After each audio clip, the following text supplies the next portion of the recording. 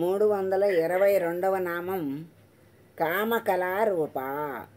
కామకళారూపాయై నమః. కోరిక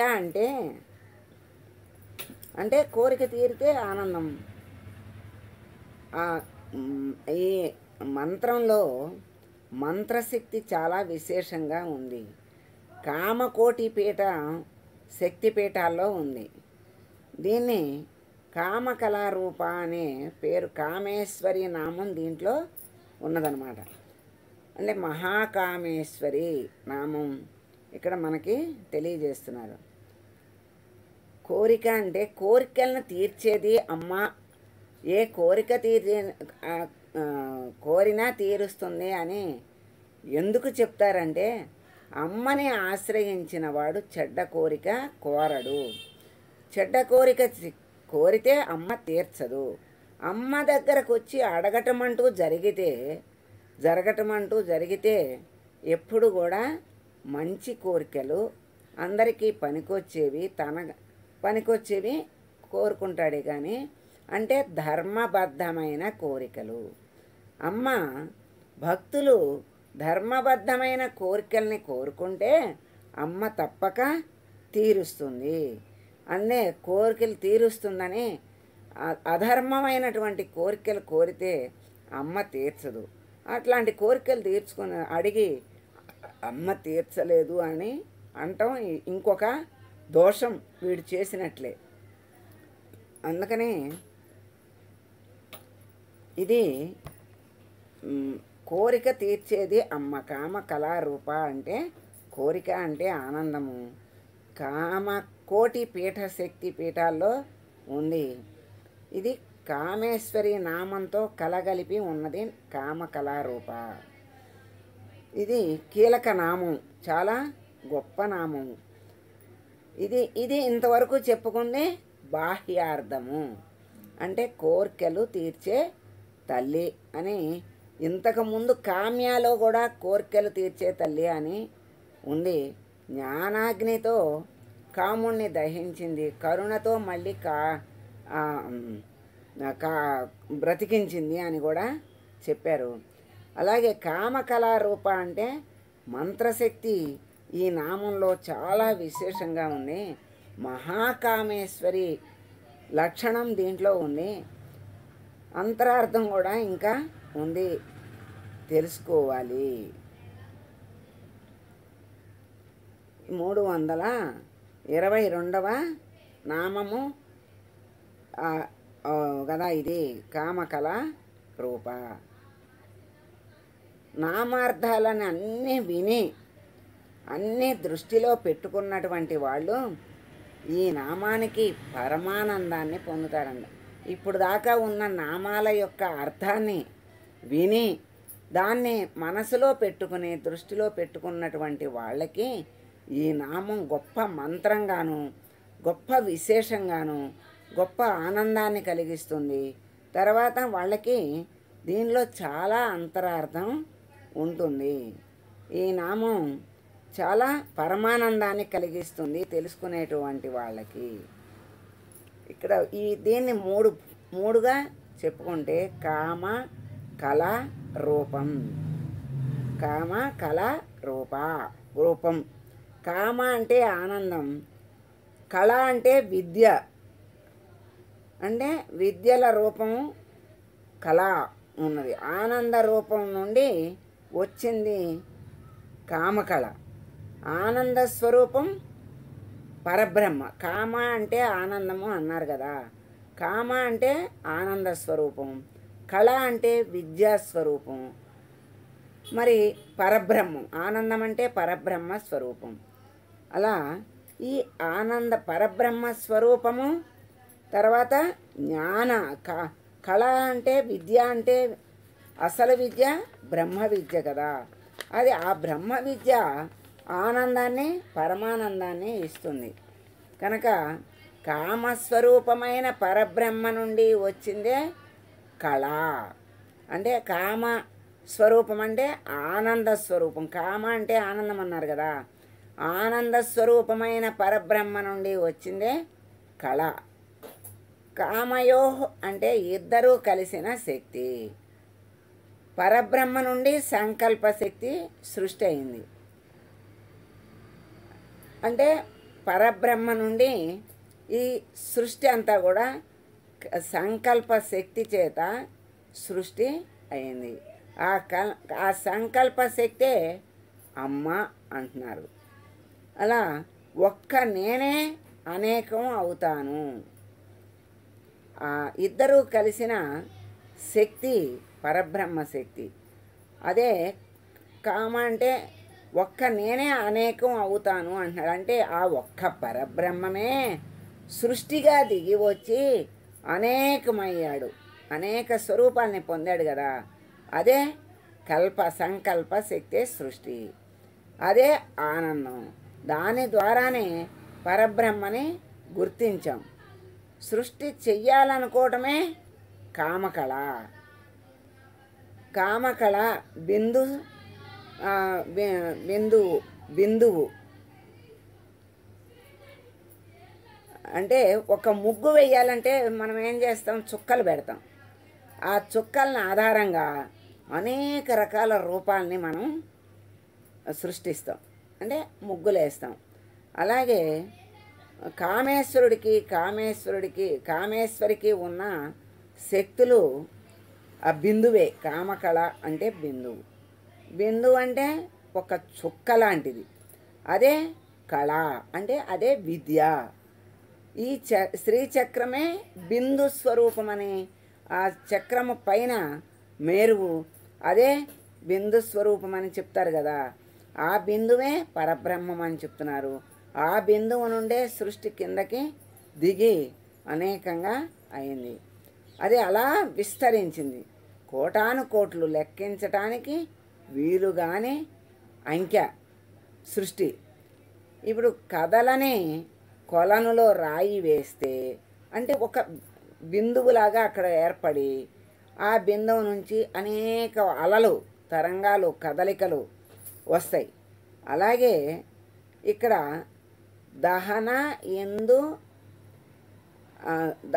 ఎందు అంటారు. అంటే దహన అంటే అగ్నిస్వరూపము, ఎందు అంటే చంద్రుడు. దహనం అంటే అగ్ని, ఎందు అంటే చంద్రుడు.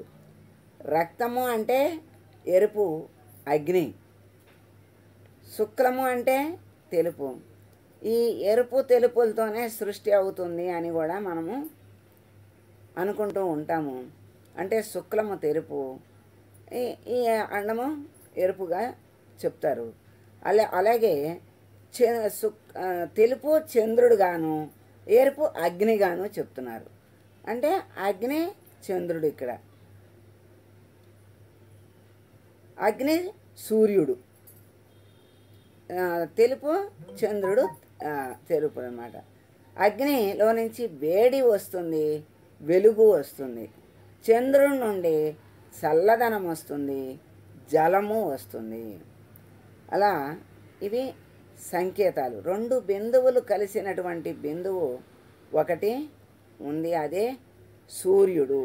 అంటే సూర్యుడు ఒక బిందువు అయితే ఇక్కడ మనకి తెలుసుకోవడానికి ఆ బిందువులో నుంచి రాత్రి అయ్యేసరికి ఆయనలో ఉన్న కళల్ని, ఇక్కడ ఆయనలో ఏమున్నాయి, అగ్ని జలస్వరూపం రెండు ఉన్నాయి ఆయనలో.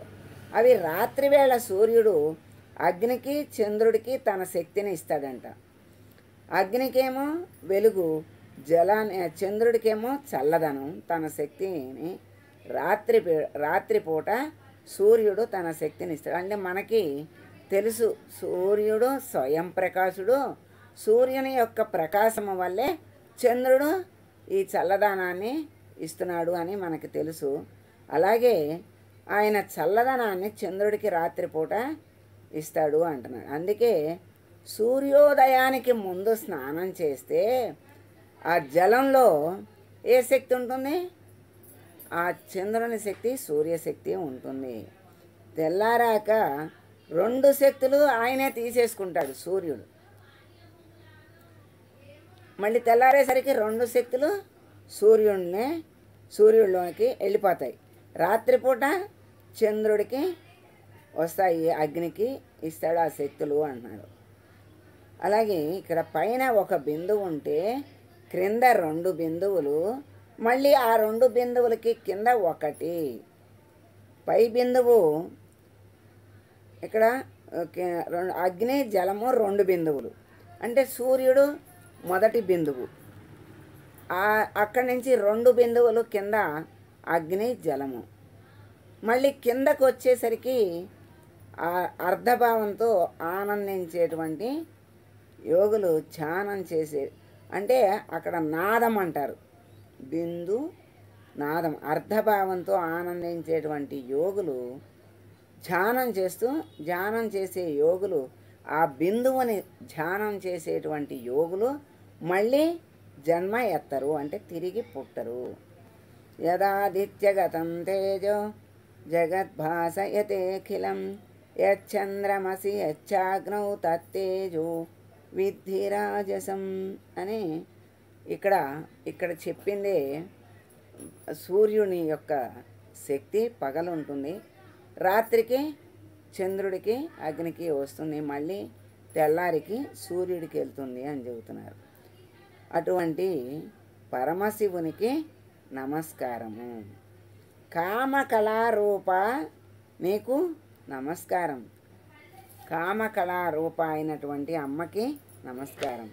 కామకళని తెలుసుకోని వాడు తరించలేడు. ఇక్కడ ఇంకా లోతుగా అర్థం చెప్తున్నారు, వినండి.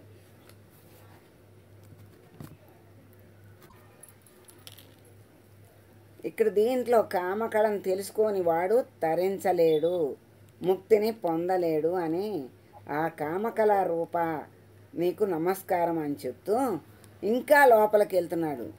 క్లీం అంటే బీజం, రాజబీజం. కళ ఈం ఈం అంటే కలిపితే క్లీం అవుతుంది. క్లీంలో కకారము అంటే లా ఉంది, కళ ఉంది. క్లీంలో కళ ఈం ఉన్నాయి కదా, అవి కలిపితే క్లీం అయింది. కళ ఈం అని 2 ఉన్నాయి. ఈ 2 హకారము. ఇప్పుడు హ్రీంలో హకారం ఉంటుంది, క్లీంలో కకారం ఉంటుంది, హ్రీంలో కూడా ఈకారం ఉంటుంది, క్లీంలోనూ ఈకారం ఉంటుంది. తర్వాత అంటాం కదా, హ్రీం క్లీం అంటాం కదా, అది నాదము. అలా అది లేకపోతే ప్రాణాక్షరాలు లేకపోతే, అంటే ఈకారము అచ్చులు లేకపోతే హల్లులకి ప్రాణం లేదు. హకారం ఉంది, హుక్కు హుర్రు అంటే దానికి అర్థం ఉండదు. ఈ కలిస్తేనే అక్కడ ఆకారం. ఈ ఈం అనేది ప్రాణాక్షరం, అచ్చు. ఆ ఈమే కామకళ రూప అని చెప్తున్నారనమాట. అంటే అది కలిస్తేనే దానికి అర్థము పరమార్థము వస్తుంది. అలా పలకటానికి కూడా మనకి బీజాక్షరంగా మనకి సంపూర్ణమవుతుంది. కామకళ విద్యని స్థూలంగా అహం అంటారు. కామకళ విద్యని స్థూలంగా అహం అంటారు. ఇక్కడ అహంలో ఎంత అర్థం చెప్పారో వినండి చక్కగా. సూక్ష్మంగా హ్రీము పర ఈం శ్రీం ఈం అమ్మ స్వరూపాలు. ఈము శ్రీము ఈము అంటే హ్రీంలోను శ్రీంలోను ఈం ఉంది. ఈం అనేది అమ్మ స్వరూపం.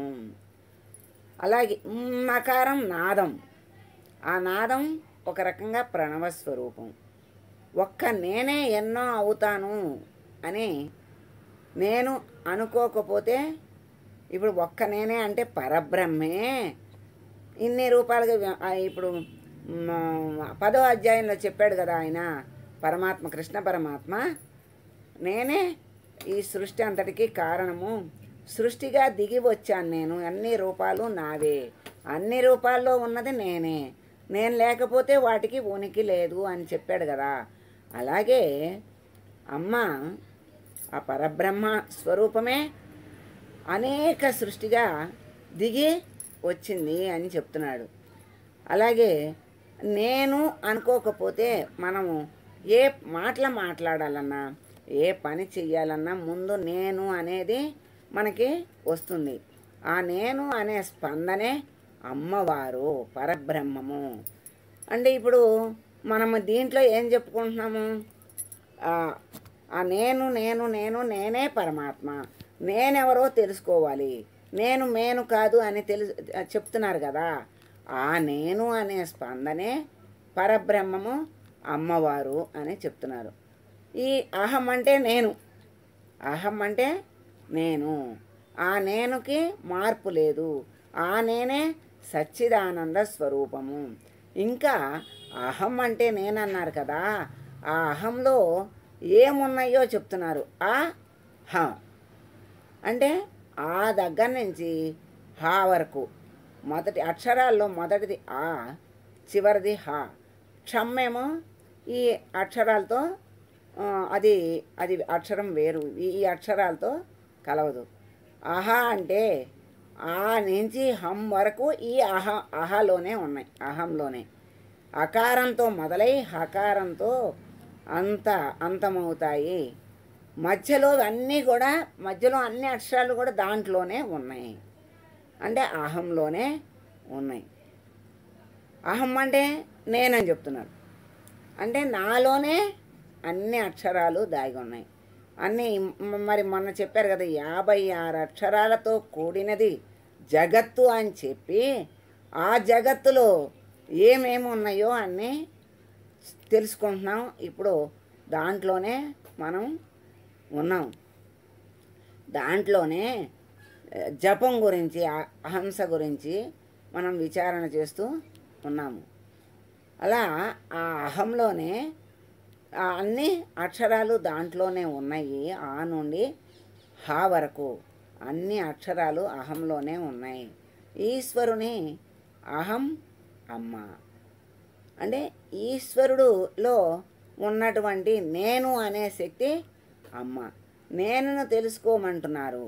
అంటే నేనెవరో తెలుసుకో, నేను ఎందుకు పుట్టానో తెలుసుకో, నేను ఎక్కడికి వెళ్ళాలో తెలుసుకో, నేను ఎక్కడి నుంచి వచ్చాను, నేను ఎక్కడికి వెళ్ళాలి అనేదే, నేనంటే ఎవరు అనేదే తెలుసుకోమని, అదే విద్యని, అదే బ్రహ్మ విద్యని, అదే ఆత్మ విద్యని చెప్తున్నారు. అంటే నీలో ఉన్న నేనే అమ్మ. ఇప్పుడు నీలో ఉన్న అంటే నేను నేను నేను అని ప్రతి వారిలోనూ నేను అనేది ఉంది కదా, ఆ నేనే అమ్మ స్వరూపం.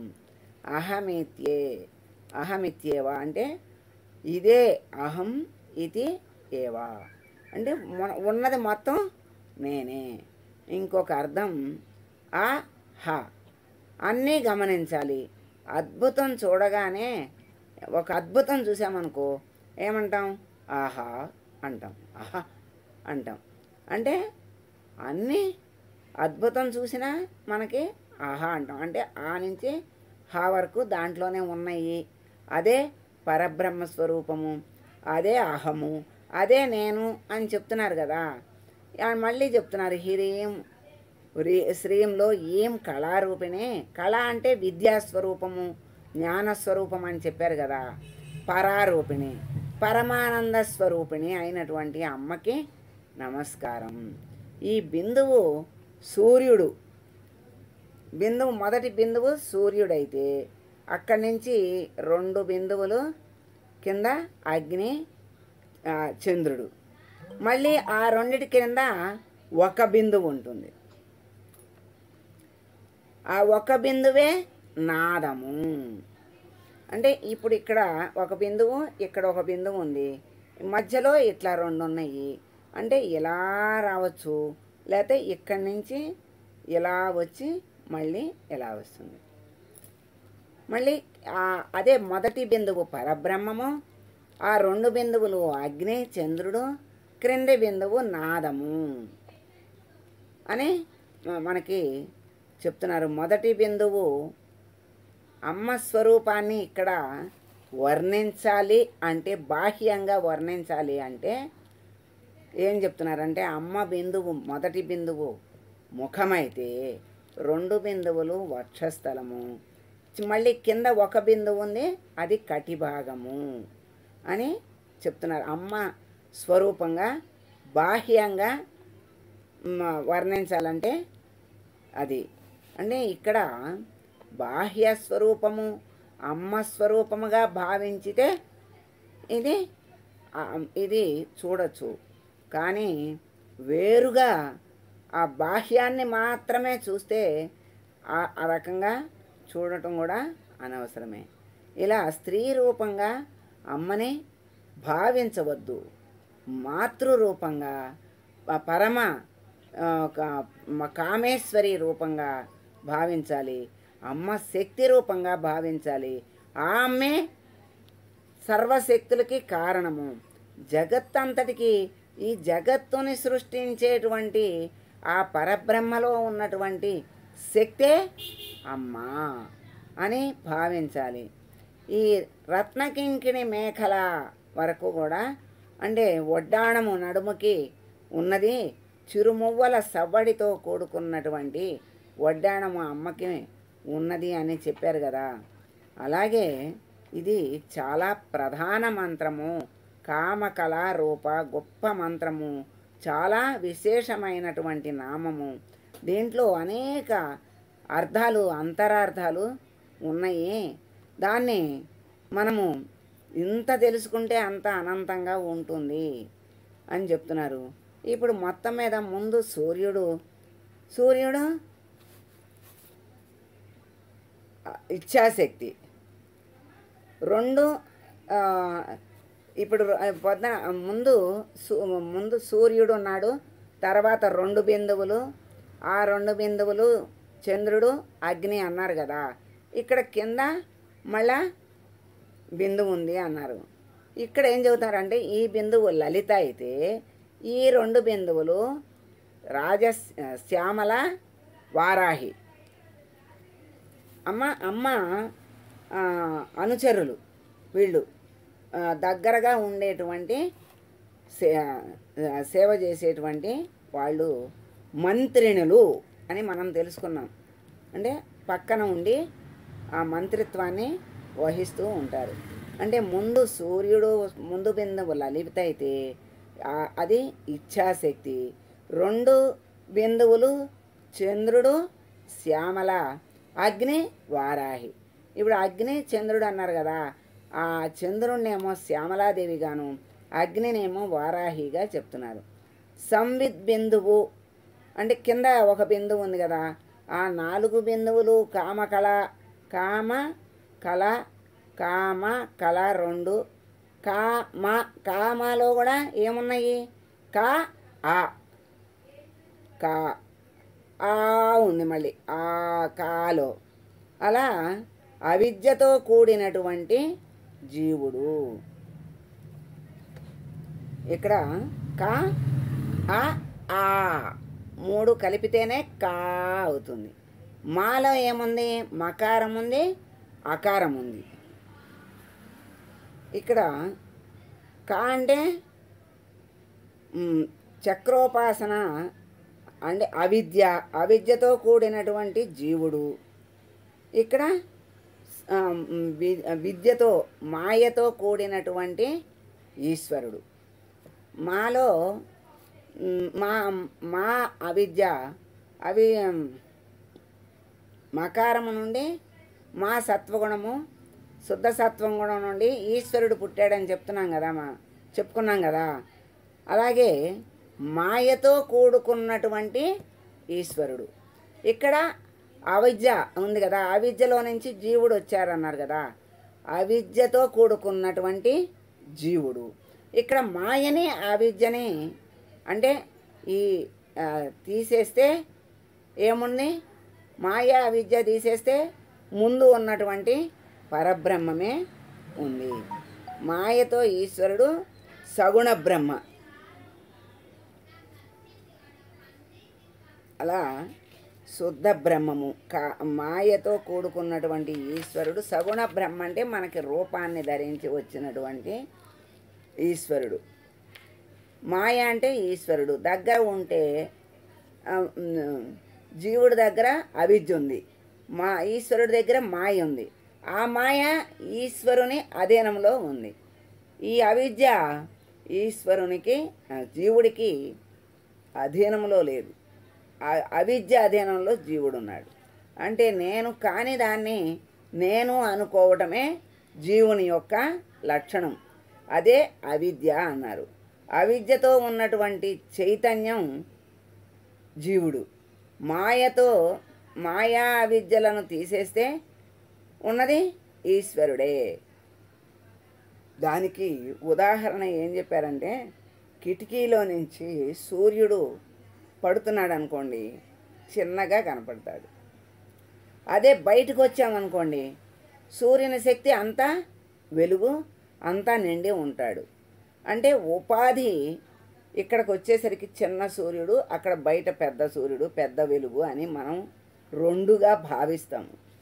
అంటే అదే బయటకు వస్తే ఒకటే సూర్యుడు ఒకటే వెలుగు అని తెలుసుకుంటే తెలుస్తుంది. ఉపాధి లేకపోతే అద్వైతం, ఉపాధి ఉంటే ద్వైతం. అంటే ఉపాధి వేరు, లోపల ఉన్నటువంటి జీవుడు వేరుగా ఉన్నాడు గనక రెండుగా కనపడుతున్నాడు. అదే ఈ ఉపాధి సృష్టి లేకపోతే పరబ్రహ్మము ఒక్కడే సృష్టి అంతా నిండి ఉన్నాడు.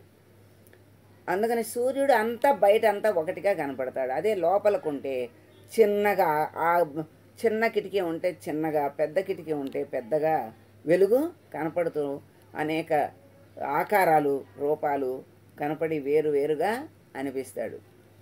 అదే అది ఉన్నది ఒకటే సూర్యుడు. బయటికి వెళ్ళి ఆలోచిస్తే ఏంటంటే, చూస్తే అంతా ఒకటే సూర్యుడు, అంతటా నిండి ఉన్నాడు, ఆ వెలుగు అంతటా ఉంది అనేది తెలుస్తుంది విచారణ ద్వారా. ఉపాధి ఉంటే ద్వైతం, ఉపాధి లేకపోతే అద్వైతం. అంటే అద్వైతం అంటే రెండు లేనిది, ద్వైతం అంటే రెండు. సృష్టి చెయ్యటానికి ఆయన మాయతో కూడి, ఆ మాయాశక్తితో కూడి సృష్టిని చేశాడు. ఆయన శుద్ధ చైతన్యమే ఈశ్వరుడు. అయినా మాయతో కూడి సృష్టిని సృష్టించాడు. ఆ మాయాశక్తే అమ్మ. అంటే అమ్మ యొక్క శక్తి చేతే ఈశ్వరుడు సృష్టి చేశాడనమాట. అలా ఇక్కడ ఈ నామంలో కామ కళా రూపాలు మనకి ఇంత అర్థాన్ని మనకి తెలియజేశారు. మనం చక్కగా తెలుసుకున్నాము. కామేశ్వరి కామేశ్వరులు వికాస సూత్రమైన కళకి కామకళ అన్నారు. తల్లి కామాఖ్య, కామాక్షి అంటారు కదా. అంటే అమ్మ చేరితేనే మనం ఈ నామాల్లో ఎన్నోసార్లు మనం తెలుసుకున్నాం. పరమేశ్వరుడు ధ్యాన స్వరూపుడు, కదలిక లేకుండా అలా ధ్యానం చేసుకుంటూ ఉంటాడు. అమ్మ ఆయన దగ్గరకు వస్తేనే ఆయనకి చైతన్యం వస్తుంది, ఆ శక్తి వస్తుంది. ఆ శక్తి చేత సృష్టి భావము సృష్టి జరుగుతుంది అని మనం తెలుసుకున్నాము. అలాగే ఇక్కడ అమ్మ సృష్టికర్త. ఆ సృష్టి ఎలా వచ్చింది?